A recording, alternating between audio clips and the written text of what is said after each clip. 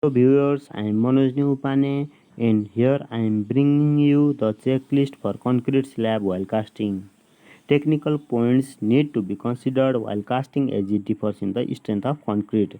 ढलान गर्दा ध्यान दिनुपर्ने कुराहरू. First of all, you have to check the level of shuttering properly before you start concreting. सबैभन्दा पहिला सटरिङको लेभल राम्ररी चेक गर्ने, जसले गर्दा कन्क्रिट एक्ज्याक्ट लेभलमा आउँछ. Then you have to make sure that the cover blocks are at right position and stay okay while concreting. स्ल्याबमा जुन सानो सानो ब्लक्स बनाइन्छ त्यो राम्ररी चेक गर्ने.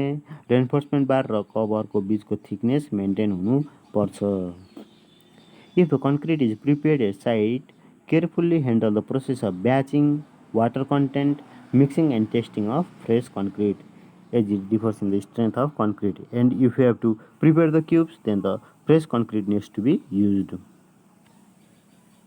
Ensure that the beams are primarily cast in layers and compacted properly by vibrators. कन्क्रिटिङ गर्नुभन्दा सबैभन्दा पहिला यदि ढलानमा बिम छ भने सबैभन्दा पहिला बिममा कन्क्रिट पावर गर्नुपर्छ र राम्ररी कम्प्याक्ट गर्नुपर्छ using भाइब्रेटर्स.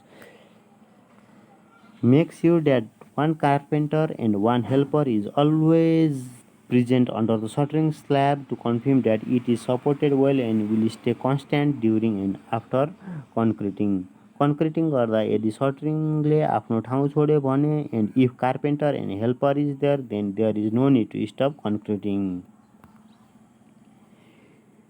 Assure the presence of bar bender to avoid displacement of steel reinforcement. कहिलेकाहीँ रिबारले आफ्नो ठाउँ छोडेको हुनसक्छ र यदि बार बेन्डर साथमा नै भयो भने he can correct it. Never permit extremely smooth finishing for the concrete slabs. कन्क्रिटिङ गर्दा जुन मेन सर्फेस बन्छ त्यसको टप एक्सट्रिम प्लेन बनाउनु हुँदैन as it may firm creep. Put the chairs appropriately to avoid disturbance at the top reinforcement bars during concreting. यदि जहाँ top र bottom bars हुन्छ र यदि हामीले चेयर्स प्रोभाइड गर्यौँ भने टप बार्स र बटम बार्समा कुनै डिस्टर्बेन्स आउँदैन. Provide adequate lapping of bars normally 50 times diameter whenever it is required. जब हामीले स्ल्याब लामो स्ल्याबमा कन्क्रिटिङ गर्नुपर्नेछ र रिबार्सहरू एउटै रिबार्सले नपुग्ने जस्तो छ भने हामीले त्यहाँ हामीले ल्यापिङ प्रोभाइड गर्नुपर्छ र त्यो ल्यापिङ प्रोभाइड गर्दाखेरि ल्यापिङ हाम्रो एडिक्वेट हुनुपर्छ. Try not to permit sprinkling of dry cement during finishing. It will help to prevent micro shrinkage cracks in the concrete. मिस्त्री धेरैजसो राम्रो फिनिसिङको लागि भनेर ड्राई सिमेन्ट स्प्रिङ्कल गर्छन्. It is wrong as it creates small cracks. Check the spacing properly between two bars, both the distribution and the main bars. In case of concreting in hot weather, protect the concrete surface by covering with wet gunny bags at least for 4 to 5 hours. नत्र भने concrete shed हुनुभन्दा पहिला नै water absorb हुन्छ र water सकिन्छ र strength जति चाहेको त्यति ओप्टेन नहुन सक्छ. In case of concreting in rainy, windy or extremely hot weather, put a cover of tarpaulin over the slab from getting damaged. यदि कन्क्रिटिङ पानी परेको ठाउँमा हुँदा वा वाइन्डी प्लेसमा हुँदा त त्रिपालको सिट प्रयोग गर्ने जसले गर्दा स्ल्याब ड्यामेज हुनुबाट जोगिन सक्छ.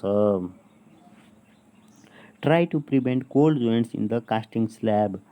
Placement of concrete should begin in the corners and work towards the center. हाम्रो जब पुरानो ढलान गरेको ठाउँ र नयाँ ढलान गर्दाखेरिको जब त्यो बिचमा चाहिँ हाम्रो कोल्ड जोइन्ट्स फर्मेसन हुने हुनाले त्यसमा सबैभन्दा पहिला सिमेन्ट स्लरी छर्केर अनि त्यसपछि हामीले कन्क्रिटिङ चाहिँ कर्नरबाट सुरु गरेर सेन्टरतिर गर्नुपर्ने हुन्छ.